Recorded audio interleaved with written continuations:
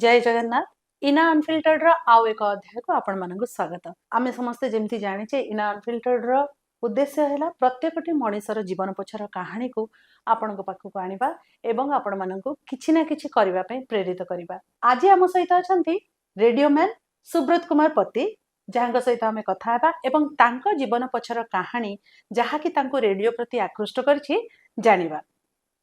सुब्रत स्वागत तुमको हम चैनल को हुए तो आपन दर्शक मैंने भी जान नथिबे ओडिसा रे 60 टा रेडियो स्टेशन अछि Yes. एते गुडे रेडियो स्टेशन अछि त माने सेठी काम करिया पे लोक तो दरकार जर्नलिज्म पढुवा पिला माने टीवी को जीवा पे चाहती बा खबर काज को जीवा पे चाहती से रेडियो को जीवा पे बहुत कम चाहती किंतु रेडियो रे एते अपॉर्चुनिटी अछि सेथिरे काम करिवार सुजोग अछि जणे टीचर जणे साइंटिस्ट जणे लेक्चरर मध्य पार्ट टाइम रे जाई रेडियो रे काम करि परिबो थरे जाई वीकेंड रे जाई काम करि परिबो